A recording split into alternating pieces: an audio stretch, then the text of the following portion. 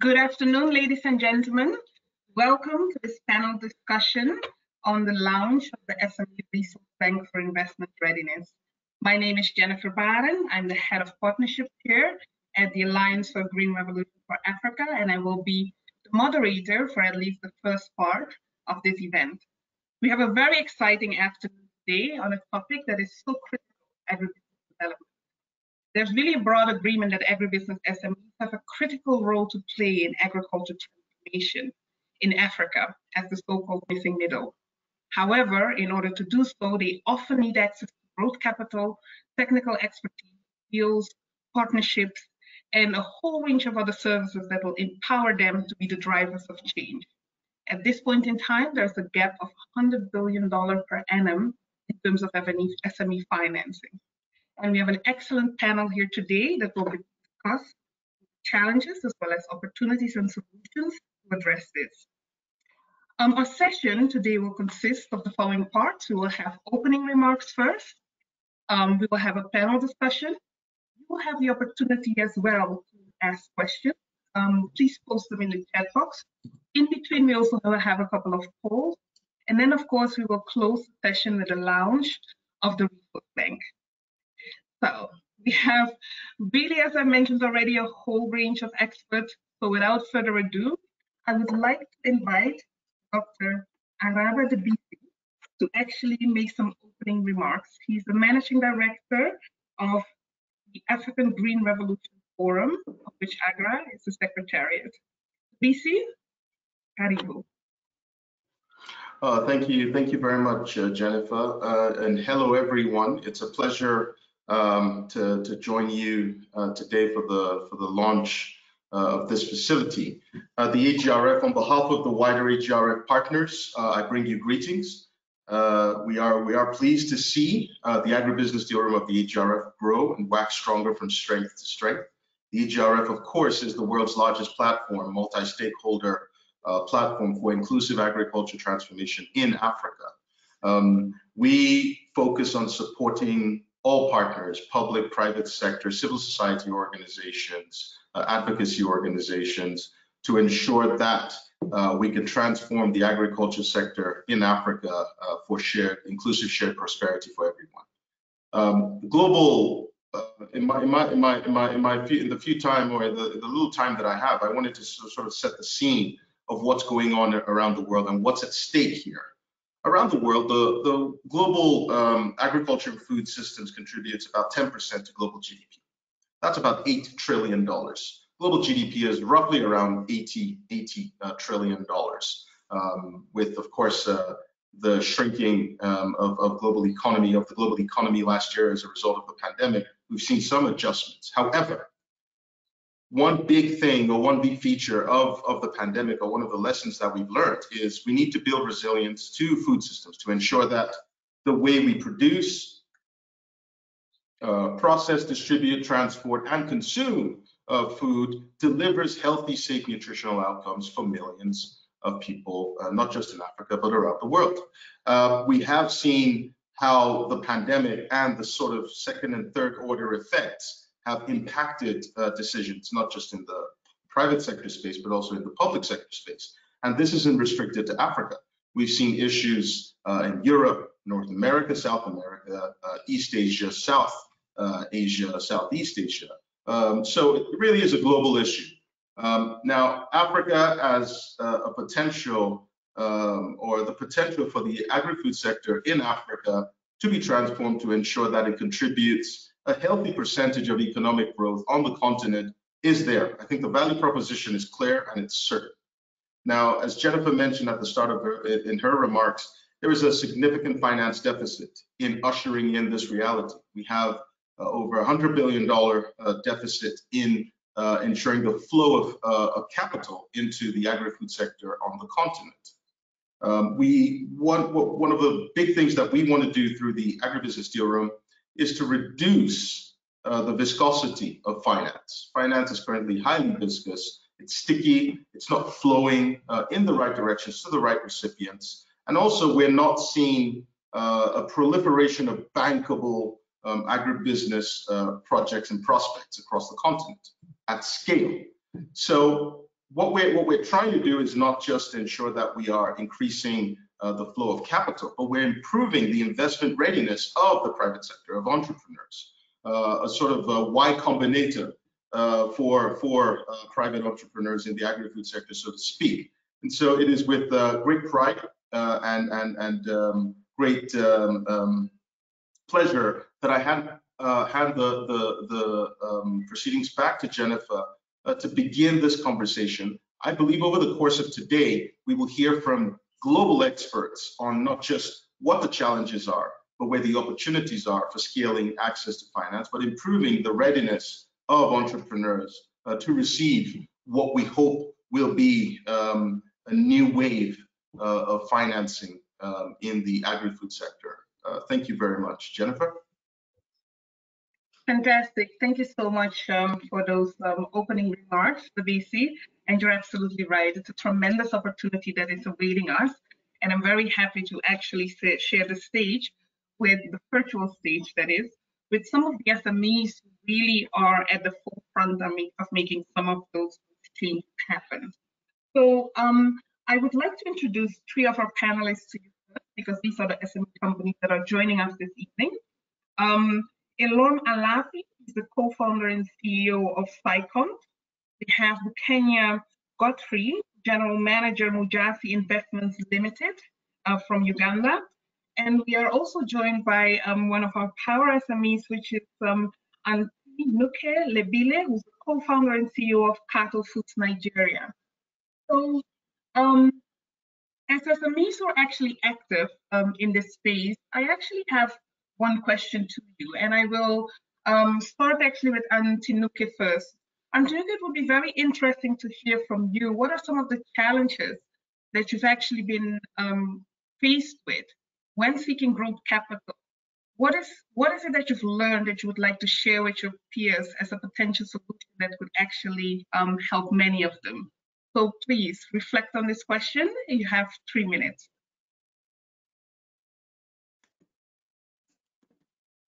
Hi. Yeah, my name is Elorm, and I'm the co-founder and CEO at SciCont. Yes, so at SciCont, we provide bundled digital solutions for farmers and agribusinesses. And from our experience in the space, we realized that there is actually a need to expand in terms of our customer acquisition and then also our asset base. So we've been operating for the past 10 years, over a decade. So we are among the few African SMEs that's over a decade old. And having been operating in the sector for some years now, we realize that it's time for us to expand our scope of work. Yeah. So our intended fundraising is close to $7 million. And that's obviously a large ticket size for most agribusinesses on the continent. So what we're doing currently in terms of our investment readiness is to leverage on the relevant toolkits that are available. And here I'll thank KPMG for providing us very good resources, especially when it comes to financial modeling, which we are leveraging on to develop our investment readiness strategy. So we believe that within the first half of this year, we'll be able to close our investment deal. What we've also realized in our course of reaching out to potential investors too is that there is some element of risks that and additional scrutiny that comes on stream when African-based and African founders are raising investment, and that sort of additional risk also increases the span of our fundraising process, and we hope to overcome it in due course. Thank you very much for that outset, Elorm. It's also interesting to know that actually in the context of a global pandemic that is going on, you are just doing and moving ahead with seeking growth capital, and you sound relatively optimistic in terms of the way ahead. How has your business been impacted in this context of COVID, and has that altered your investment strategy or not? Okay, yes. So in terms of our operations, we realized there's not been a significant impact on our growth strategy and our operations. But we realized there was a challenge with regards to some of our customer segments. So obviously, if a segment of our customers are affected, it means it's going to affect our revenue inflow. So it means that we still have to rely on external actors like government to stimulate the sector for our farmer customers that form a bulk of our customer base to be well resourced, their challenges addressed, so that we could also expand on our growth strategy. So directly we are not impacted, but indirectly we are affected because our customers, a segment of our customers, have been heavily affected by the pandemic. Okay, thank you very much for that, Ilom. Bukenya Godfrey, I'm going to you next.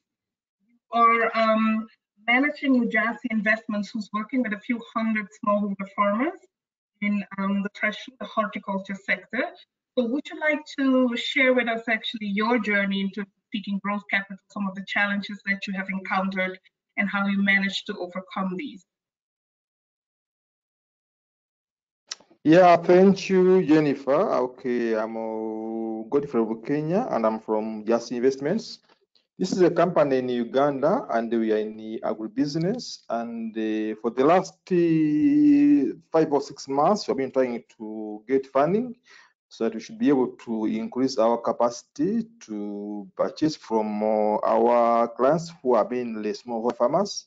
But you have faced quite a number of challenges in working with these investors, because first of all, we don't know exactly how to begin. For example, we are lacking understanding of the whole investment criteria, and we lacked a lot of information on how to give out good financial models, how to give out to investment teasers. All that really affected us. And we have not been able to conclude any deal as of yet, but we have been trying to learn as we engage most of these investors to know what they want and to know how we can get about and then secure the required funding.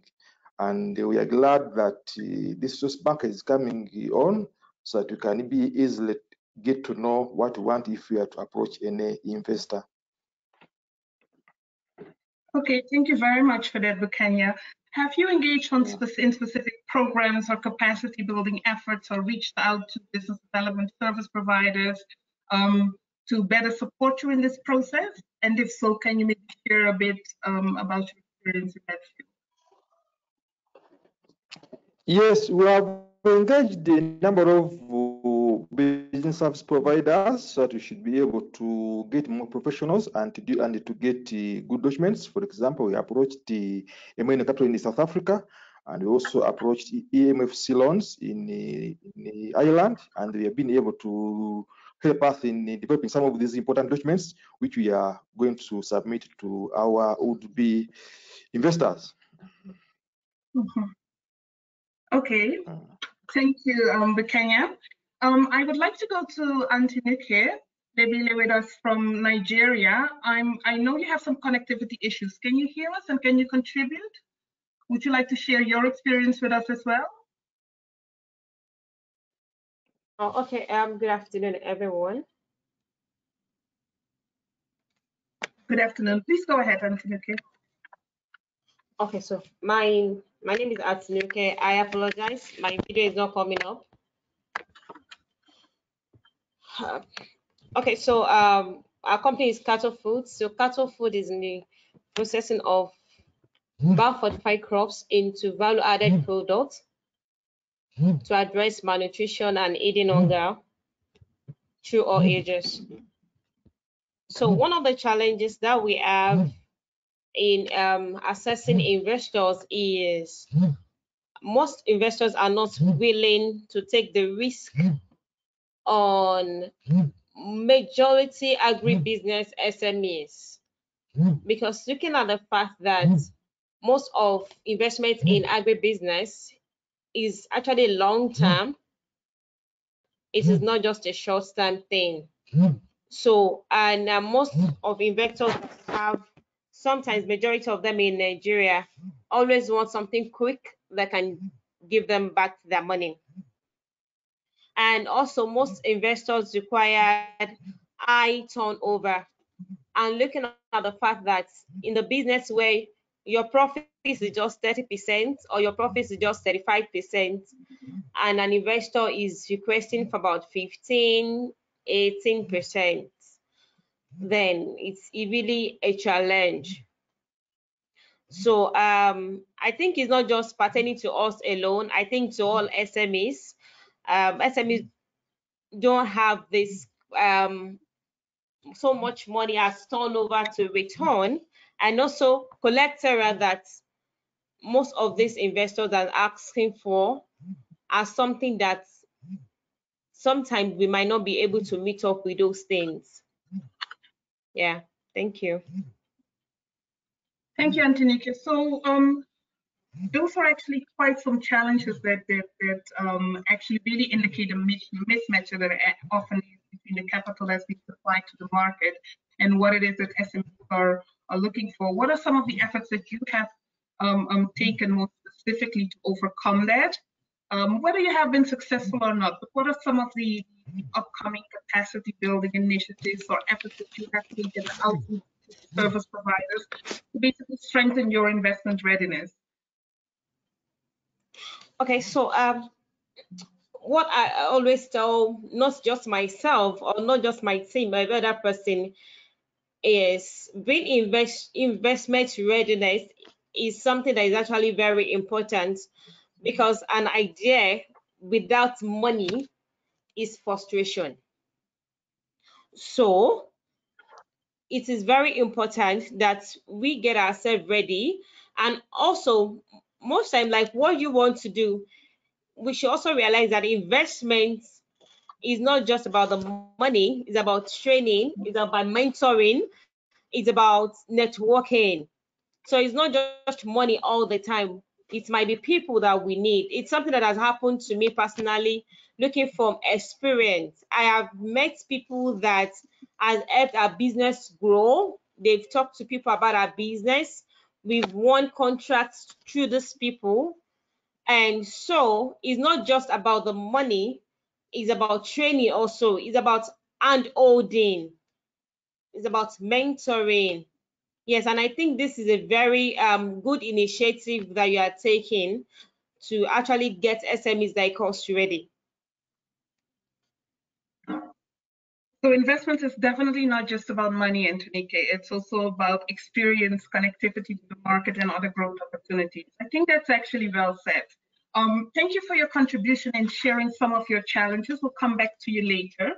I would like to actually turn to our panel of experts and those practitioners that we have. We have Jay Kusek, who's a partner in CrossBoundary and a co-founder as well. We have Elizabeth Ramai, an investment associate at Exio Capital. Rita Odero, investment executive at Growthin in Kenya. And also Lucy Pushka, the East Africa Hub Manager for Water and Energy for Food of GIZ. So you will also see in between that the polls are actually coming through, being managed by our ITP manager. Please respond to them and we will give you the outcomes of those polls at the end of our engagement. So turning to our expert panel, I would like to actually start with Jake. Jake, in your 3 minutes reflection, Jake is managing partner of also has been the implementing partner of Agra and the direct partners in implementing the Agribusiness Deal Room, which is a matchmaking platform for SMEs and also government investment opportunities at the Green Revolution Forum. Jake, would you like to share with us some of the experience in terms of the bottlenecks and challenges that SMEs have experienced within the deal room, and what are some of the efforts that have been taken to overcome them? Sure. Thanks. And can you hear me okay? My screen, I lost my video with the pull-up. Okay, cool. Well, thanks very much for having me. And yeah, I think, Dr. Araba's comments at the beginning really resonated with me. I think one of the challenges is that the deficit, the need is $100 billion, but the sort of transaction size of that need is typically in the $1 to $2 million range. And so you have a bunch of very small transactions that can be challenging for investors who are often managing larger pools of capital to find and then finance. And I like that phrase, sort of the viscosity finance, that it is sticky. It kind of tends to go to where there's already investment interest or where investors have already gone. And I think a big part of the role of AGRA and the partners of AGRA is helping surface those opportunities that are there and bring them to the attention of investors that might otherwise just go where they've gone before. I think one of the challenges in financing these type of deals is the high transaction costs. So there's high transaction costs both from the investor side and from the SME side in terms of the bandwidth that's required to go out and look for capital, to understand the different sources of capital, the expertise that's required to negotiate and prepare materials to access that capital. And so there's kind of, I think, a couple different ways to tackle that. One, of course, is the launch of the Resource Bank, which is really about compiling those resources that can be sort of shared and benefited from by a number of these investors and companies that have the same need.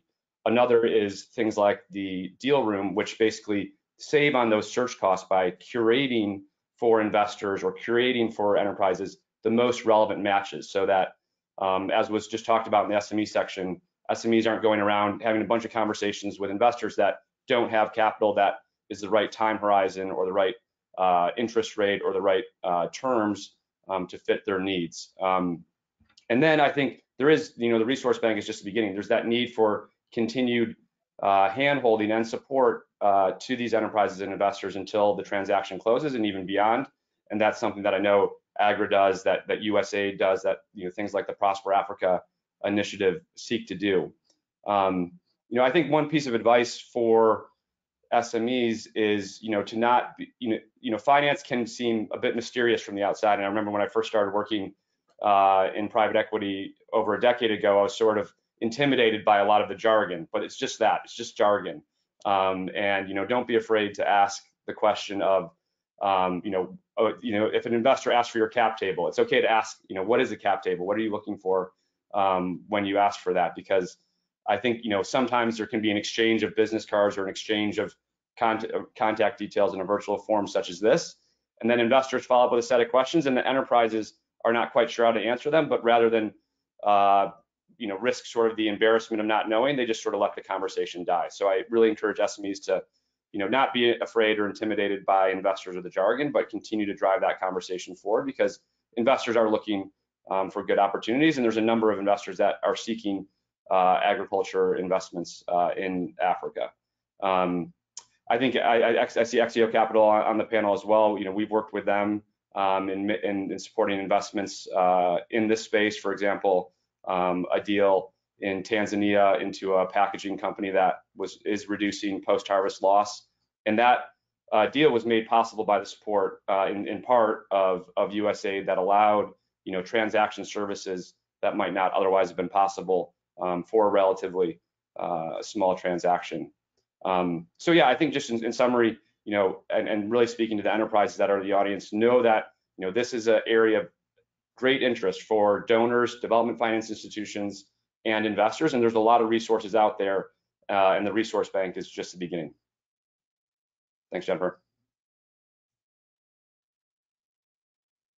Fantastic. Thank you very much for that contribution, Jake. I think really a couple of very interesting points and lessons that the SMEs in our audience can actually take at heart and move forward with.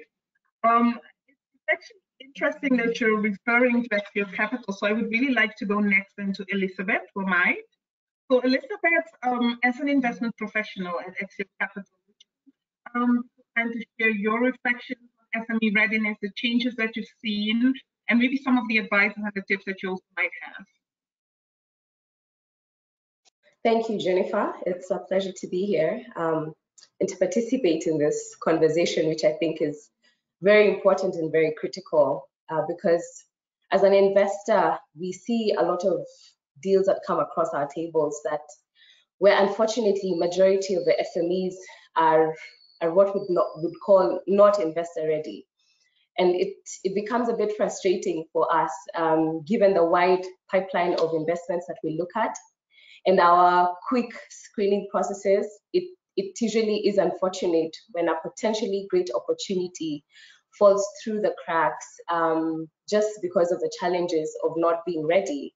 And some of these challenges that we've come across are just unavailability of information, so critical financial information like your audited financials, your business plan, your financial projections. Such things are very important to us as investors to be able to assess the credibility of the business, the growth potential of the business. And so seeing some of these challenges with the SMEs is very frustrating sometimes. And so I am actually very excited about the launch of this resource bank that will really enable a lot of the SMEs to get the support that they require to be ready to come and sit across the table from me as an investor, and for us to be able to have a good conversation and to be able to tackle what we need to tackle, because it usually actually is very frustrating when you don't get what you need from the SME. Jake has mentioned that we've worked together with CrossBoundary before, and such initiatives have actually been so beneficial because they've not only benefited us as the investor, but also the SMEs by allowing, in the case of this company, for us to gain a better understanding of the sector, for the SME to get a better understanding of the sector in which they operate in. Instances where we've also worked with other intermediaries have been where we've encouraged the SME to get an auditor in place, and we've actually proposed names and gotten a financial review done. And that's enabled us to better understand the business, and also has put that SME in a better position to defend themselves, or defend their numbers, and to explain what their investment need has been. So I really applaud the initiatives that different intermediaries take to support SMEs. I see a need, a really critical need, and that by getting the support that they need and the investment support that they need, it gives the SME a better chance and a fighting chance to be successful in their funding raise, and to sit across investors who are actually able to partner with them and meet their funding needs. So I really applaud the launch of this resource bank, and we've benefited from other initiatives such as the Deal Room that Agra has. We've participated in it in 2019 and 2020, and it's benefited us in the sense that it gave us visibility about companies that we didn't know about, and it also gave the SMEs visibility to us, because a lot of SMEs also don't know about certain private equity investors as well as other funding sources. So I have seen the benefits of the Deal Room, and I believe I will see the benefits of this resource bank. Thank you, Jennifer.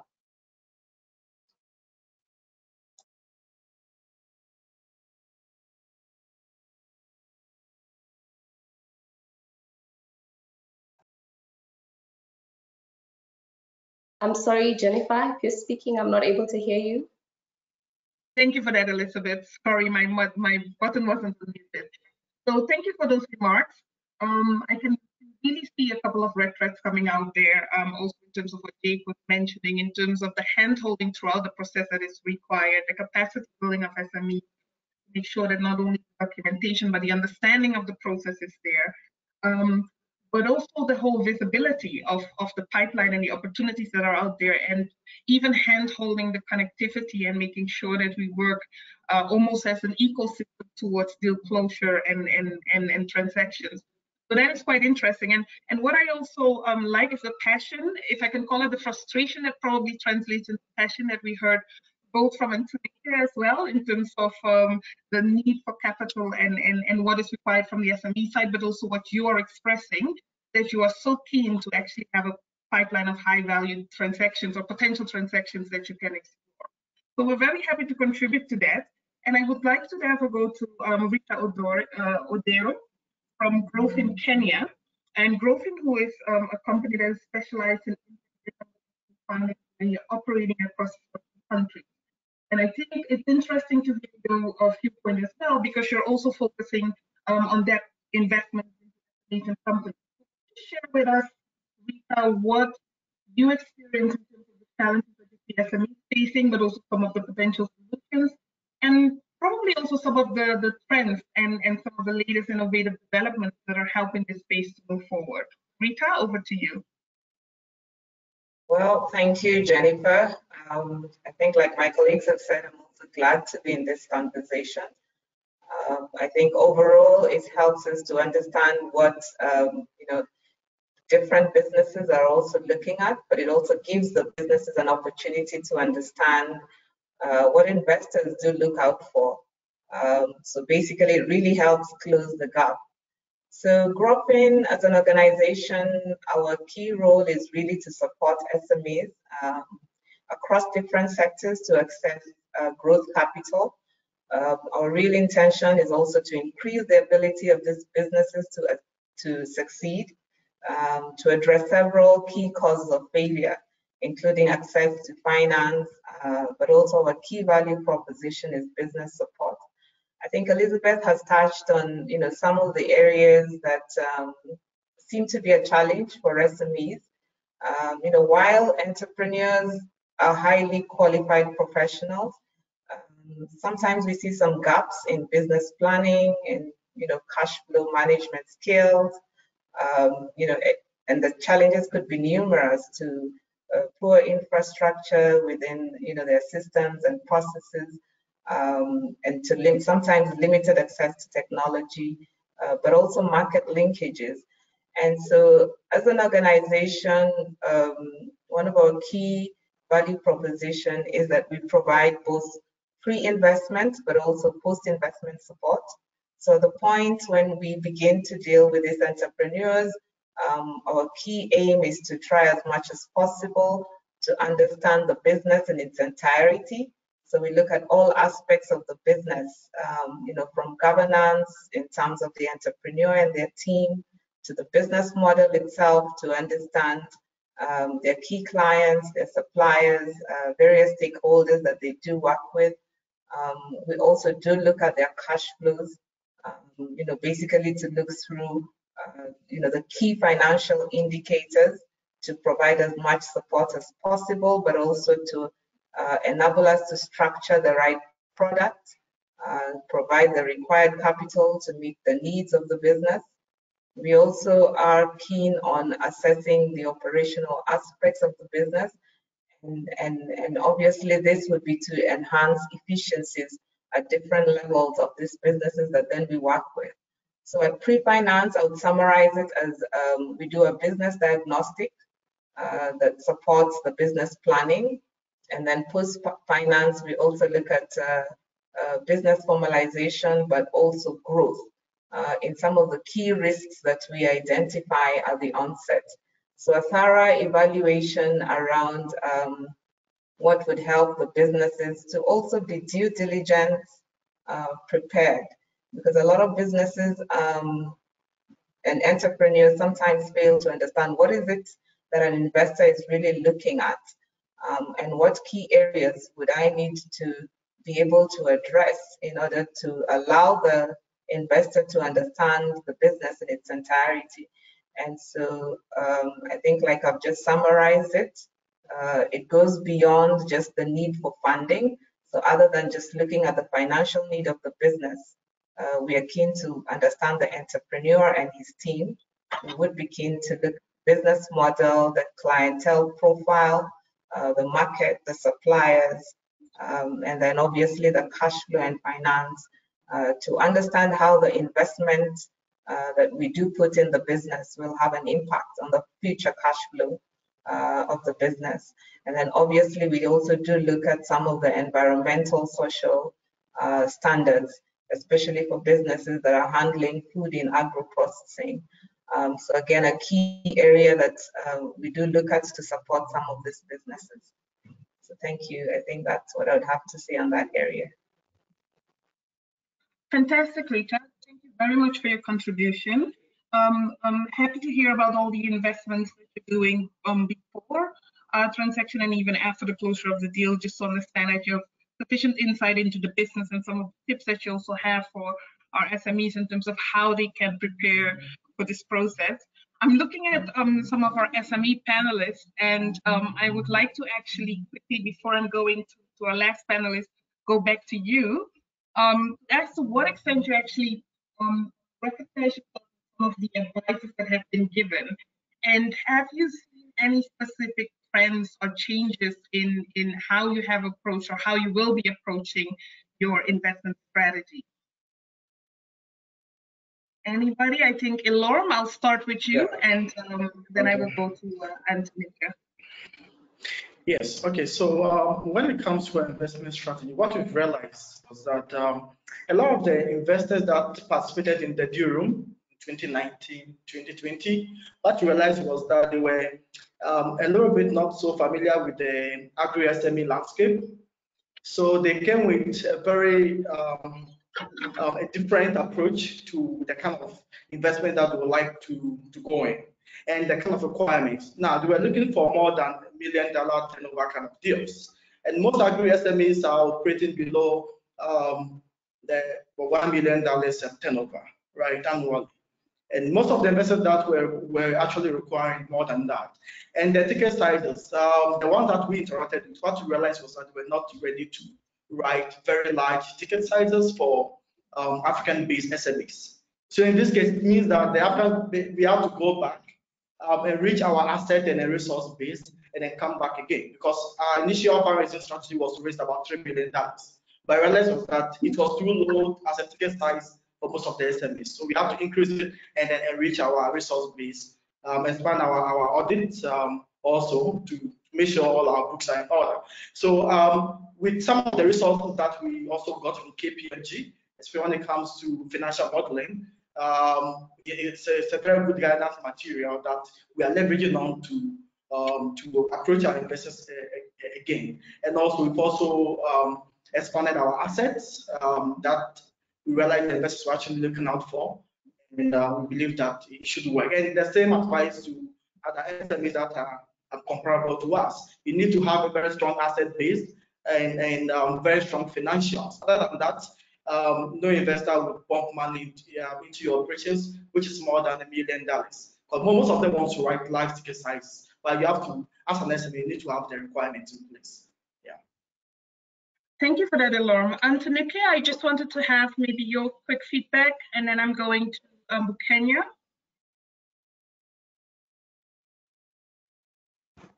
Okay, thank you very much.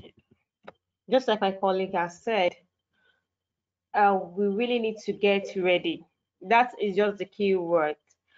And getting ready is looking at the pool that I've been passing out. Like I can really say that a lot of things that we need to get ready, like getting our books ready, is actually very important to all SMEs, because that's one of the major reasons why most of SMEs don't get investment at the end of the day. We don't have audited accounts. We don't have this accounting. Our books are not complete. Yeah, so it is actually very important when we have to put those things together. And also, it is also very important for us to understand the type of investment that we're getting and the investment that is coming our way. Just like Elorm said, like a lot of investments came in millions in dollars and all that we are not even ready for. So before you even go for any investment, before you go to any investors, you need to understand what they are looking for. You need to understand the money they are putting out. And one of the things that we SMEs don't really understand is that not every money that comes our way is actually meant for you. Don't just believe every investor has to invest in your business. Yeah, so we need to understand the type of investment that we are looking for. We need to understand that.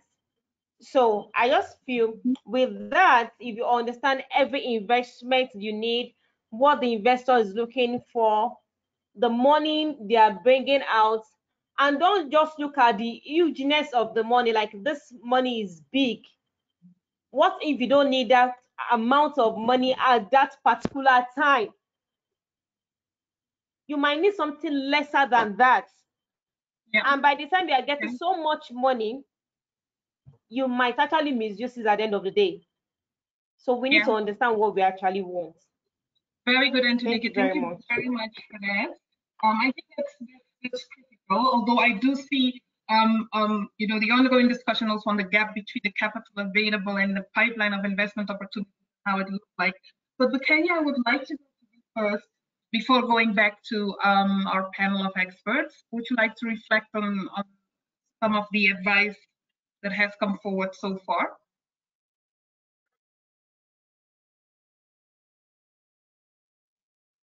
Kenya?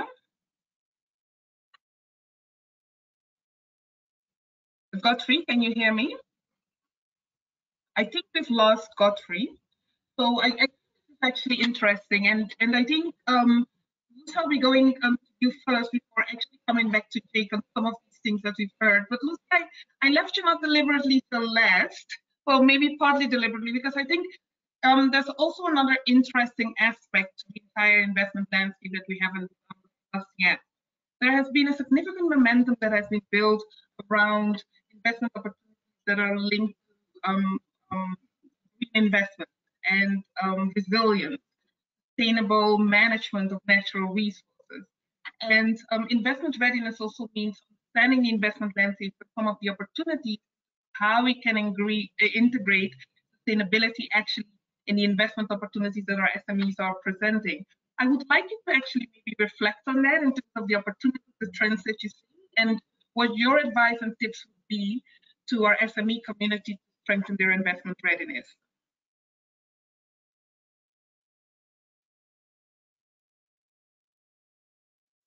Sorry, you cut off a little bit. This was addressed to me. Yes, Lucy. Yes, okay, sorry. Did you manage to catch the question? Yes. Yes, you did? Okay. Yeah, I just didn't catch my own name. Apologies. Yes, so in fact, I'm working for an initiative called Water and Energy for Food. And here we have that specific angle of resource efficiency and climate resilient building solutions. So that's our particular let's say technical or sectoral focus, but in essence, the underlying philosophy is that the private sector is essential for any sort of catalytic change within the agricultural sector. And therefore, we work with the private sector. And what we do is, well, there's different ways. There's different kinds of partnerships we can form with the private sector, but we also do innovation calls. And what you get if you get awarded during the innovation call is sort of we're going together on a journey for 1 to 3 years where you get financial assistance. Those are generally ticket sizes between 50,000 to 500,000 US dollar, as well as technical assistance. And what we realized over the years is exactly that it doesn't have to be much money, especially if we're sort of at the lower end of the missing middle. But what we often need to do is we work with SMEs to build the foundation of their own business. So even though we want to tackle greater water efficiency in agri-fruit processing, for example, what we still need to go at is at the very core business development elements, and this is building a stronger HR system where you can acquire the talent you need and then retain it.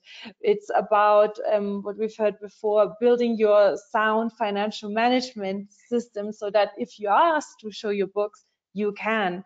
And so to some extent, the work that we do is of course, we want to aim for these higher goals of improved natural resources management and climate change, but it does come back to business development. And the other thing that we're realizing is that a lot of these challenges are interconnected. So we might have a pump manufacturer who's building solar-powered irrigation pumps, and that's innovative and touching on a lot of things. But at the same time, that pump manufacturer is dealing with distribution issues, dealing with issues of access to finance for their own users, for smallholder farmers. These smallholder farmers are then dealing with climate change issues, with risks that then somehow are linked to what the pump manufacturer is dealing with, which is, I mean, in this case, he has a business case for offering an irrigation solution to adapt to climate change. But at the same time, a lot of the repayments, for example, for such a pump depend on the income of the farmer. And so it's interesting because what we're doing is we're looking at sort of the entire ecosystem, and we realize the supplier is not just a supplier, but there is a lot of other things that come in with it, where if we want to support that SME, we can also do trainings for farmers. We can also work with financial institutions for financing solutions for farmers, etc. And this makes it quite a very diverse area of work. Thank you very much, Lucy, for outlining all of this. We actually are at 15 minutes to the hour, and I would like to actually go to the audience because there are questions piling in, and you might be excited to know quite a number of investment opportunities are being shared for the different panelists to look at. So you can have a look at it, but I would just like to pick out a couple of questions that actually also align to some of the questions that were emerging in the conversation that we're having anyway. So going back to Jake, we've heard from the SMEs, we've also heard from investors, etc. And one of the points that came forward is just also the mismatch, that a lot of the SMEs, their ticket size is actually significantly smaller than what would be viable for some of our potential investors out there. But even when it comes to access to loans, etc. So can I have your reflection on that, in a sense, like how can we overcome some of these challenges, and especially how have you worked also in the deal room to address that? Thank you. Sure. Yeah. Look, I mean, I think the reality is that it is challenging. It is hard work, particularly at the early stages. There's less investors out there for the early stages, and so at the very beginning, it's usually some combination of friends and family, local bank debt, personal savings, and then looking for specific programs that will write these sort of smaller check sizes, whether it's as an investment or grant or some sort of blended finance, programs like water, energy for food. And so I think, and these programs are, there's new programs starting all the time. They have different criteria, and so you kind of have to stay continually plugged in. Like if I'm an enterprise, I'd recommend following on Twitter, Agra, following Prosper Africa, following GIZ, following all these different things, because there's basically different windows of different types of funding that is aligned with certain donor priorities, and you want to be aware of those because there could be something that's just the right fit for that $75,000 check that you need to get started. But unfortunately, outside of events like the forum, the deal room, where you have that sort of moment in time where we put a lot of effort into curating investor profiles that then got sent out to all the SMEs that were participating in the deal room, and then linking those SMEs up with specific investors for matchmaking.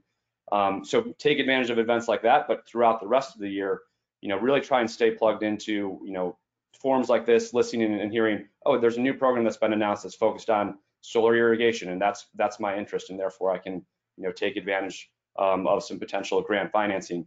And then as you get farther up the chain, there's larger institutions that have sort of more constant capital availability. It's not sort of windows, it's just that they're always open for business.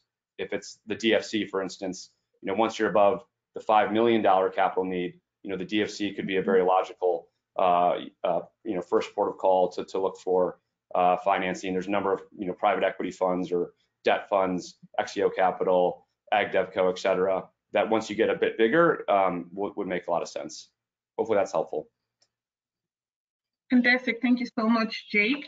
I'd like to also go to Rita and Elizabeth and ask what are some of the trends or the changes that you've seen in the context of the pandemic, and what are your expectations actually going forward in terms of investment strategies, not only from your end, but also the trends that you've seen in terms of the SMEs that you're monitoring and the opportunities you're exploring. Perhaps I start with Elizabeth first.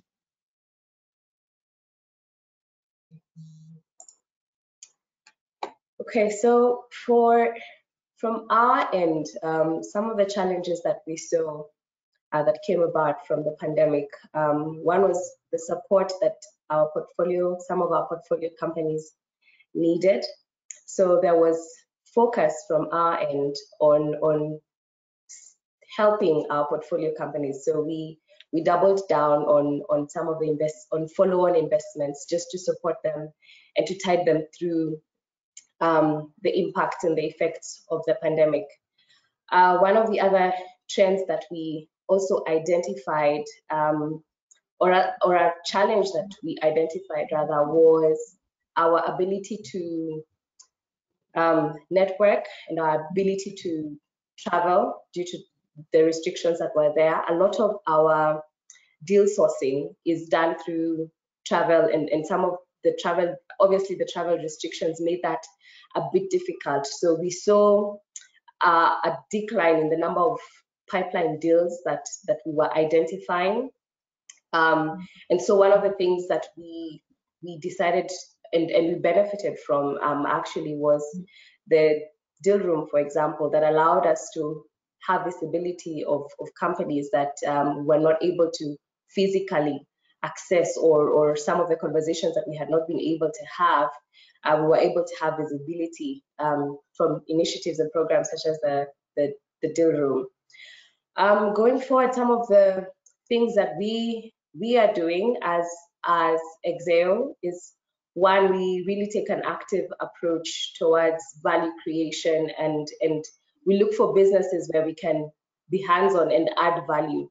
And so our deal sourcing initiatives are more now focused on such opportunities where we just don't bring the money. Also, the availability metrics. Sorry? Apologies. Go ahead, Elizabeth. Yes, so where we add value where necessary. What we are also doing is that we're making a lot of use of what we're calling operational associates, as well as intermediaries, who help us, one, in understanding some of the sectors that we are not able to fully grasp. We as an investor focus on food and agri, but we do know that food and agri is really wide, and you don't have knowledge in all of the subsectors in food and agri. So we are really using operational associates to offer support, technical support where we require it, and as well as working with intermediaries as well. We are also relying a lot on some of our investors. So this would be our DFIs and NO funds, the bio investment groups, who are able to offer technical assistance to our investee companies that require assistance for certain technical aspects of their business. So that has also been very helpful, and we have also noted that in some of the investments where we are not able to invest as Exeo, where we interact with SMEs, where as Exeo we are not able to invest, we can direct them to some of our partners, the NOFANs, the bios, and also direct them to their technical assistance facilities that enable them to become investor ready. And so these are some of the initiatives that we are putting in place. We're also exploring alternative investment structures outside of just the pure equity investments that we make. And this has enabled us to look at what we'd consider more riskier or early stage investments that where we are able to create a blended investment structure, be it mezzanine financing or a convertible instrument that allows us to participate in investing in the SME and meeting their need, but also covering ourselves from the potential risk, because the reality is we need to protect our investment, we need to make a return. And so one of the things that we're doing is that allows us to look at a wider pool of investments and consider a wider pool of SMEs is just exploring alternative investment structures that allow us to still invest and have where both the SME and ourselves benefit. So these are some of the trends that we're seeing or some of the structures we're implementing ourselves, but there are also trends that we're seeing with other private equity funds, particularly within the African landscape. Fantastic. Thank you very much for this contribution, Elizabeth. Rita, I would like to direct actually the same question. Yeah. In terms of thank you, Jennifer. I think. Go ahead. Sorry, I didn't get that. I was saying there's just a bit of disturbance on the line, but please go ahead. Okay.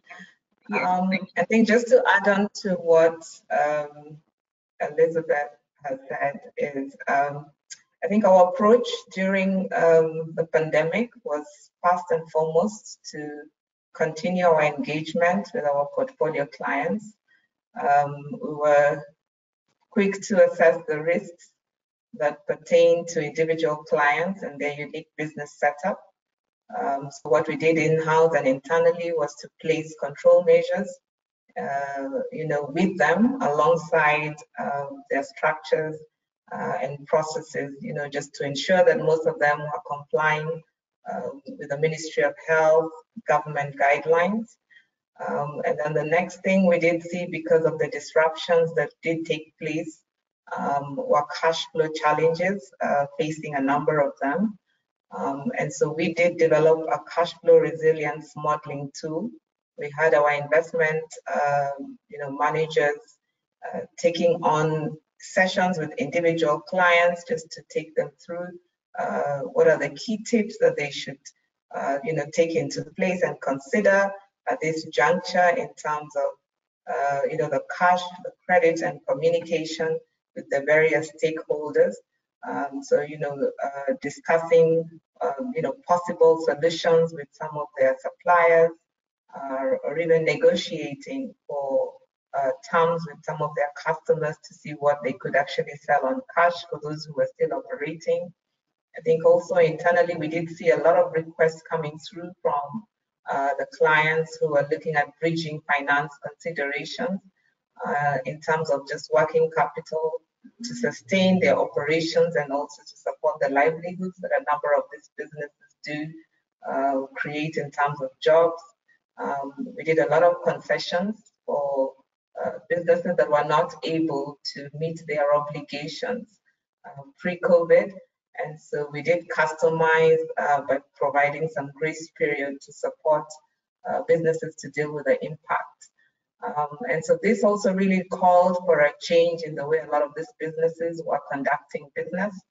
And so what we did, we do have an in-house training for online social media marketing, because we saw that a lot of businesses were able to progress by going online.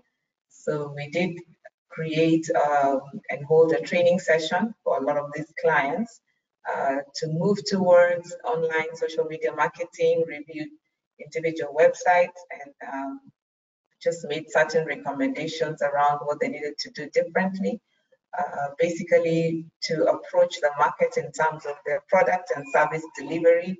A lot of them have had to adopt to online strategies. I think going forward, we are also now continuing to work with them very closely on identifying certain working capital areas to improve on their working capital needs. We did also approach some of our investors to see how we could extend grant funding to some of our portfolio clients to support them continue with operations and to sustain the jobs that they already have created. And so I think as we see it now, a lot of them are scaling back gradually. Some of the concessions have come to an end. We see some of the entrepreneurs are now able to pay a significant amount of their installment, if not fully. I think some of the schools that we have in our portfolio that were hardest hit are also now back in operation. We did notice a drop in the student numbers for some of the schools because parents did lose maybe some sort of income and probably transferred their children to different locations or setups. And so with some of these clients, we are still assessing the kind of concessions we can consider going forward. But our model allows for that continuous engagement to be able to provide a unique and customized support to individual clients depending on how they were affected.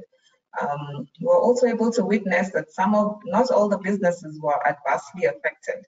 And so some of our portfolio clients, especially in the manufacturing sector, because that's still an area that we are in terms of agri, could be, food processing, did relatively well and were able to sustain, their obligations throughout, and actually grow their top line. And so different clients have different needs.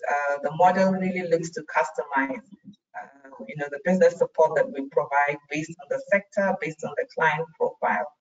And so a few lessons learned, good lessons for both investors and entrepreneurs that I believe we're taking in stride as we go along. Thank you. Thank you very much, Rita. That's really literally a lot that is happening. And I think it's also very insightful to basically see how different measures are being taken and how you put your finger on the pulse in terms of what are the trends in the market and what is actually happening. Unfortunately, we are almost running out of time as I have to hand over to the next moderator for the launch of the Resource Bank. But I think we've had a very interesting and fruitful discussion and a lot of insights also from our experts. I would like to just share with the audience, yes, we will share some of the contact details with you of some of our panelists, especially Lucy, there's specific questions coming towards you. With regards to the Resource Bank, in our next session, we will explain a lot more about what the Resource Bank is, but just in short, it's a repository of all kinds of guidelines, tools, and also research for SMEs that will help them to prepare better, from specific Excel sheets to pitch presentations, etc., and case studies in terms of how you can just beef up both your insight and know-how into the investment landscape, as well as prepare better for investment pitches. So yes, that information will be available and we'll share it over the chat with everybody and also in the coming days on social media on how to access this on the Agribusiness Deal Room website of the HRF. I would also like to just give you some insight in some of the polls that are actually closed. We asked our participants in terms of if you were invited to a pitch session tomorrow, would you actually be very confident that you have all the information, know exactly what you should be asking for, and also have your documentation ready? 26% of our audience is actually extremely confident. So I think that's probably a turn in the landscape for the better. 61% is somewhat confident, but 17% actually has no idea what needs to be done. So I still think there is some work out there for us in terms of that. I'll be sharing some of the other answers to our poll with you later today. But I would also like to share that in terms of all of the activities that we're doing here at AGRA, the Resource Bank is just one of the guiding tools. On the 4th of March, we will have a session that will specifically focus also on bankability metrics. That is really for more access to loans and how you can do how we can standardize basically the assessment of companies, SMEs, actually before they actually start engaging with financial institutions. And the whole aim is also how do we literally pump more insight and knowledge into the landscape to ensure that our SMEs are having better access to finance. So we'll also share further information with you on that. However, I would like to say that for me, this was a very insightful conversation. We need to take a lot from it. I think there are really two key items that resonate with me. One, it's never only about the money. It's also about just the opportunities that are being created, the connectivity and the expertise that you're getting on board. Number two was really the hand holding that is required, and almost the whole ecosystem rallying to make sure that from beginning to end, actually, we support our SMEs in accessing finance and closing deals appropriately. And I think my third takeaway is really that there's already a lot happening, but it's very helpful to align and create a lot more visibility and insight into that.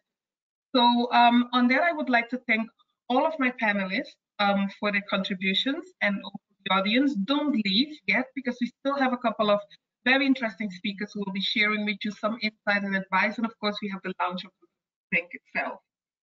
So on that note, I would like to introduce our next speakers who will be coming.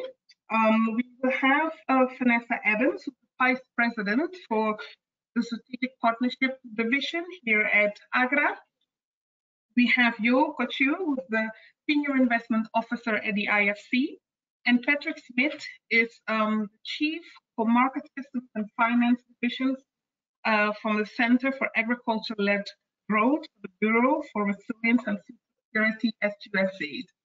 Thank you so much, panelists. And Vanessa, I'm handing it over to you.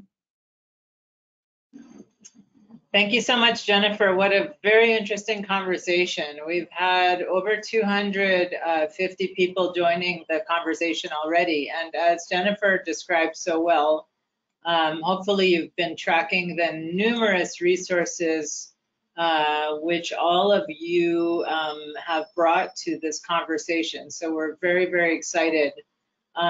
Since Patrick, I think, is online, maybe he can join by video. And let me start with you, Yosuke, and ask you, I mean, so many people dream of IFC investing in their firms. Can you just give us a bit of an idea, an overview from an IFC perspective of the resources and tools available for SMEs, and also of, you know, how things have changed regarding the outlook for food and agricultural investments over time? Because of course, relative to so many other investment areas, this is always a challenge. One of the audience even asked, you know, why country risk is such a barrier. And I know this is something that you spent a lot of time looking at within IFC. So let me turn it over to you, and then we'll come to you, Patrick, after. Thanks, Yosuke, over to you. Okay, thank you so much, Vanessa. It's a pleasure to be here. So, right. So what we are seeing in agri sector trends. So actually, you know, we have about a $500 million portfolio, about 50 clients throughout the continent. But actually, so it's really encouraging that this platform will be launched, because I think we think we have to start supporting more emerging type of the companies. And then since start of COVID, I mean, what we have seen is we can no longer rely on global supply chain, right? So more and more local production or regional trade is important. So we want to see more and more next generation leader to come up from Africa, and then we're trying to, you know, see how we can support. And then we have a various tool, right? And then actually, at Inuke, I think she mentioned that, you know, she looks for capital just beyond just money, more knowledge and hand-holding. So we do have that, because if we assess you know, various agri investment, common success factors are really raw material access, like a trust with local farmers or supply chain, you know, capacity building, and then also really the cost competitiveness, right? If I mean, usually food items you could compete with Brazilian chicken or Ukraine wheat or cheapest, you know, thing from everywhere in the world. So you have to be cost competitive vis-a-vis your import parity price. So those things. So we do have advisory services colleagues in addition to investment person like me who can provide surrounding farmers capacity building, operational improvement, and all that. So we're trying to be like that. And then really just one thing I really want to mention about this Agra platform is really, so you know, I mean, early stage company investment has been really challenging, and actually some of the entrepreneur guests has expressed, you know, frustration, and I totally hear that. But it's really good start, right? Because now investors like us or other, you know, funds can now have a bigger pool to, you know, see, right?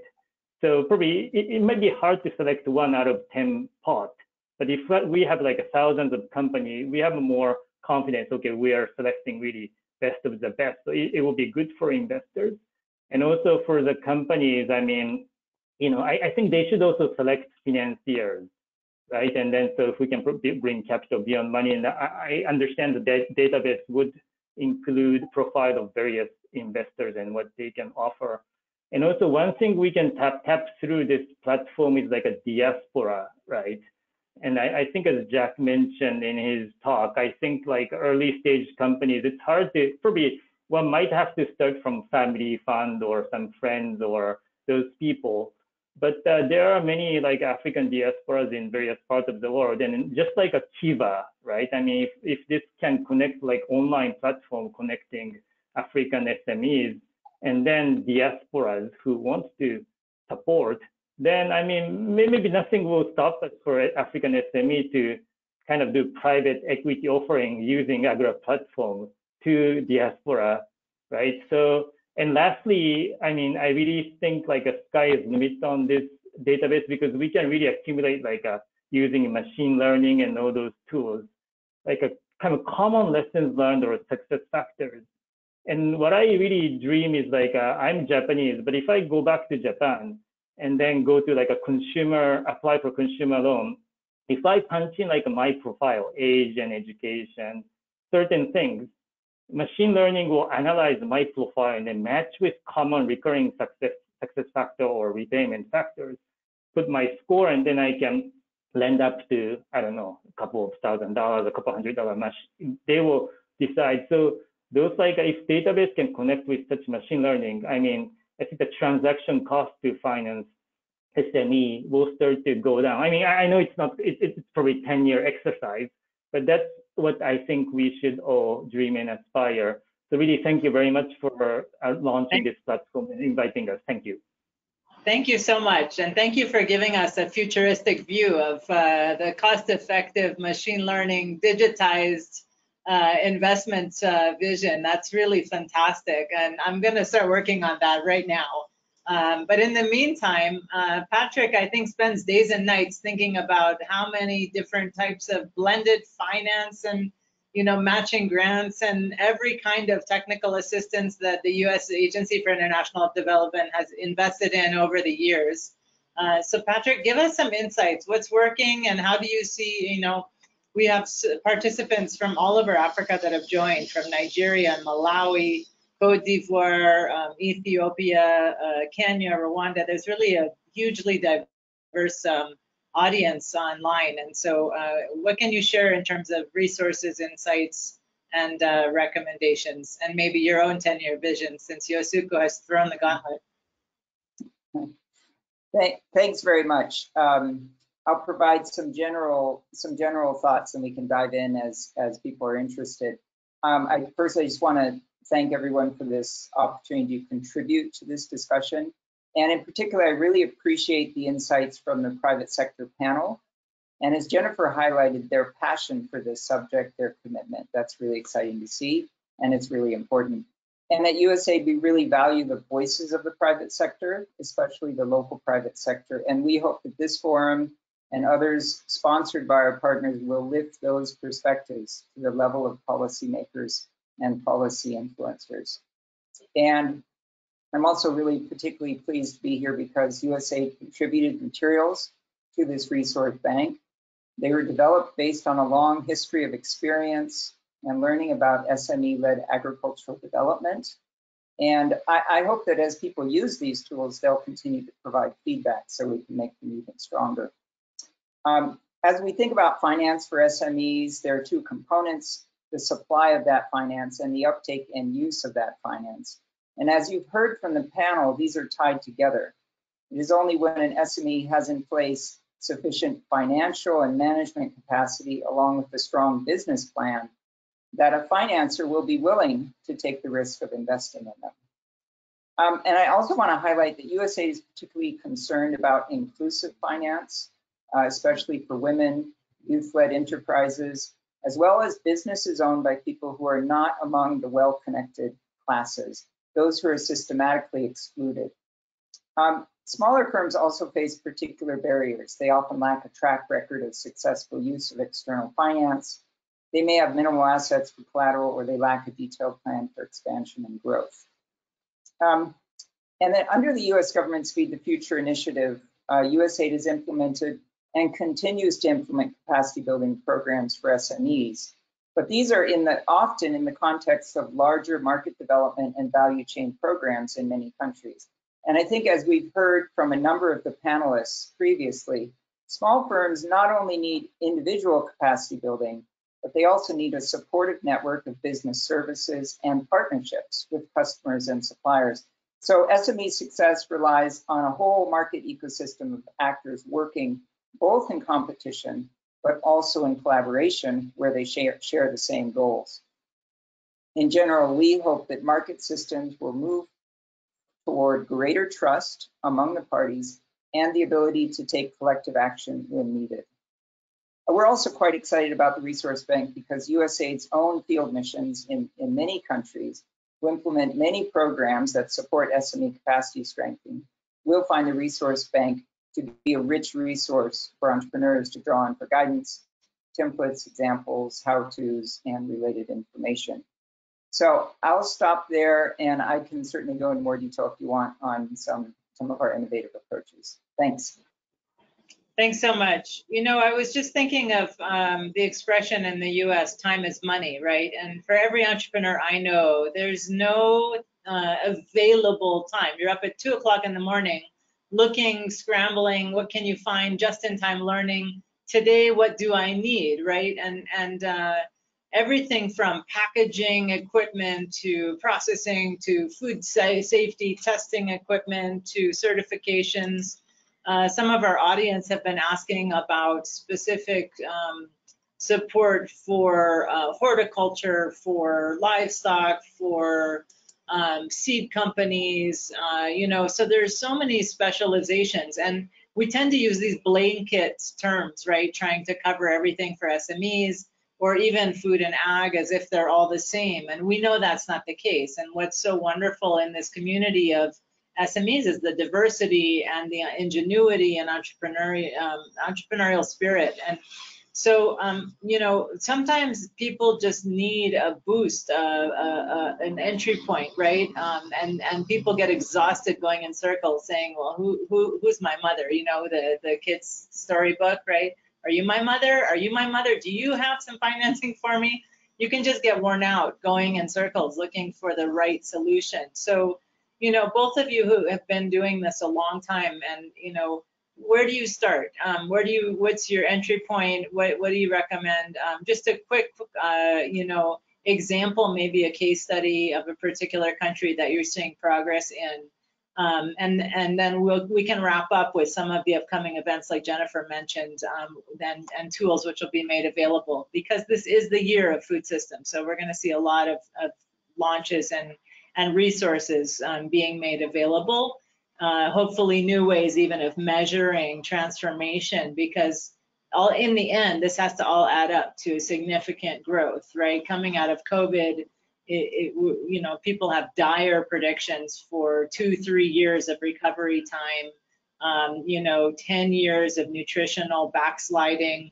I mean, there's some really dire predictions which can discourage people, but I'm still an optimist, and I'm wondering, maybe starting with you, Yosuke, how do you see this? Okay, so right, how entrepreneur could start and grow, right? So actually, so probably realistically it's hard. So probably it has to start with like a saving, right? So what I'm really personally watching is like save as you go system. I think I forgot the name of the startup, but in Kenya, like if you want to buy TV, you know, there's an app that you can save money, and then you book the TV. The company will book the TV for you until you save the money, and then if you have enough money, you can start up. So, or like you know, maybe there might be like a system where like you save as you spend. If you buy 100 shilling of flour, maybe your M-Pesa could arrange 1 shilling saving for you, for example, and then naturally your saving will accumulate, because otherwise, I mean, there's very hard to really start, right? Because realistically, if you go bank without collateral, or even if you have a beautiful business plan, if you don't have a collateral or kind of existing business or existing cash flow, it's really hard, right? So I think that might be, and then probably, you know, what I have seen a lot of entrepreneurs is like start with like a trading, right? Like, so, you know, maybe you inherit little asset and you start trading like motorcycle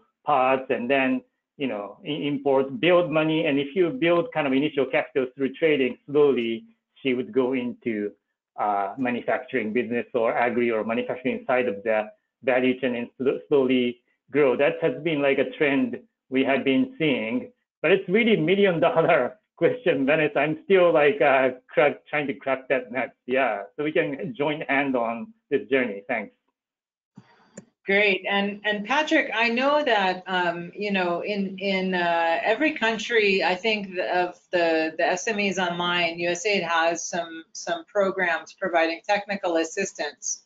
But small grants are not always available, and sometimes they are, and sometimes loan guarantees are available through both IFC and USAID, US government facilitated loan guarantees.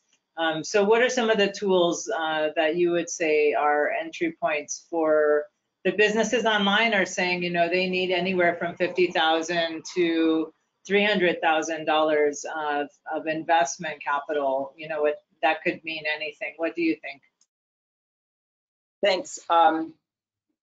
Yeah, I'll provide some thoughts, but you posed quite a tough question. I think first, as a number of people have commented, USAID has supported the Deal Room, which is intended to provide a starting point for many organizations to learn about what investors are looking for and to make contacts that they can follow up later. So we encourage everyone to use that when those opportunities come. We're quite excited to see the growth, I think, because the demand is there, and we really hope that we will see more and more deals facilitated coming out of that process. Another example that I'd share is we have a program called SME Africa.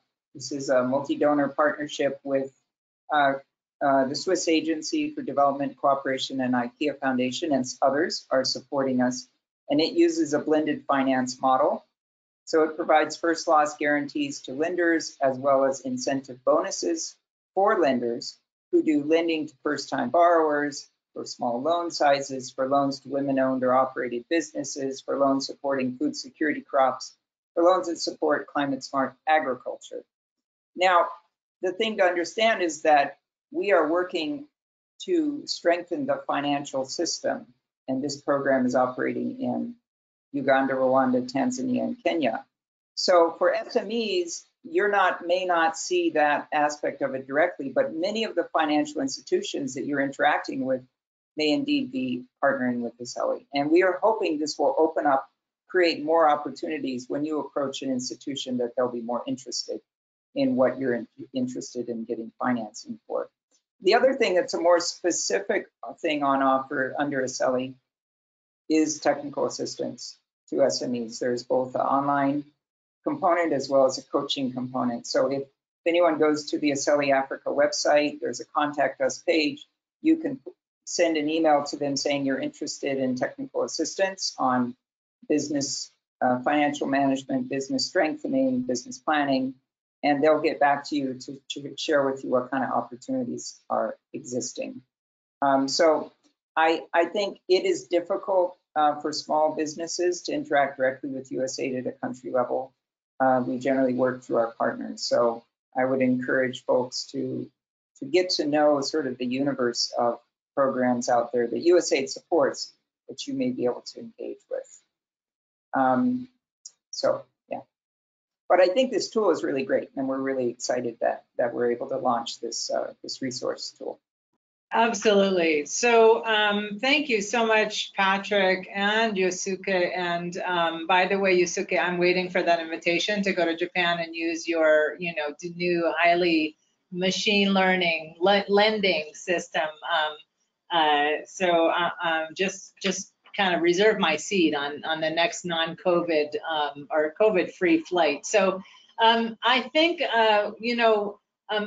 Lloyd LePage is reminding me that we should reiterate that the tool for the resource bank, which we're launching, is live. It is online now. You can find it by searching AGRF Deal Room. We have had contributions from many of the Deal Room partners, but there are others who are still joining and adding tools. So it's really a living resource bank. And anybody who's been participating have sent numerous links to additional tools which we'll be adding. And as you can see, somebody is sharing with us the many partners who've contributed already. So that's, of course, GIZ, IFC, Prosper Africa, which is the whole of the US government engagement, including DFC, and then USAID. Two separate agencies of the US government. And then of course within AGRA, we've worked with all of you, ASELI, SAFIN, IFAD, of course, and so many partners who have been developing tools and sharing tools and resources for SMEs. So I wanna recognize the inclusive finance team also within AGRA, who has done so much great work in this area. ACF, as you know, who is a core partner of the Deal Room. GAIN has done a lot with processing food companies, nutritious foods.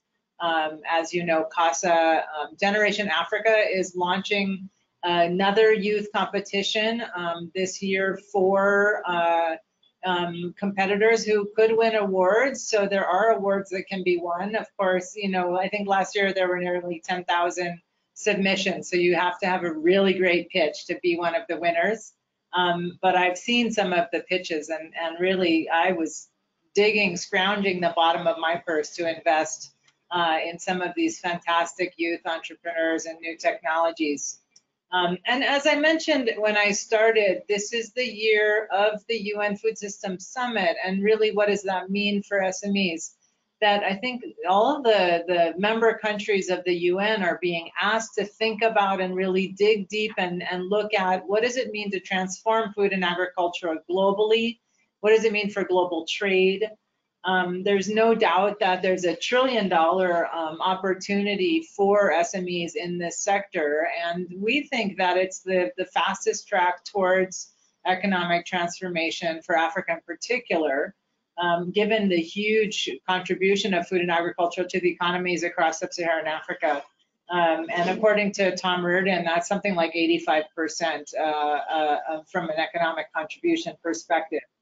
So there's no doubt that the funding gap is there, which is phenomenal. We're hoping to see financing and investment of upwards of $100 billion across the continent coming into this space, but it's going to be a tough competition. I think Yosuke said it. You have to show value for money. You have to show absolutely top-end products, quality, and so we really encourage all of the partners and SMEs who have joined, who have requested support, who have offered their support to continue to build out this phenomenal network. There are a couple great events coming up next week. February 23rd is one on SME financing that is co-hosted by a number of these partners, including IFAD, World Business Council on Sustainable Development, AGRA One, a few others. There's an upcoming report launch as well on March 4th. And March 8th is International Women's Day, and I hope you'll all be bringing every possible celebration and grant and award of wonderful women entrepreneurs around the world to celebrate with us. And that'll be available several live webinars on the Value for Her platform as well. So we think that the opportunities are there. There's no end to scrambling, showing yourself and your value as an entrepreneur, and increasing your marketing and your network. And again, really huge congratulations and appreciation to all of you for the great work you're doing and the contributions. And this is the official kickoff to our year of Deal Room events. So Jennifer, I think that wraps up our fantastic session right at the closing mark of 5:30, and Patrick can finish his coffee and Yusuke can close out his day. Thank you very much, Vanessa, and thank you all panelists. If all is well, you should have received a message in the chat box now with the access to the Zoom, but we'll send it to you all by email as well, so you can access the resource bank. Thank you so much and have a nice afternoon.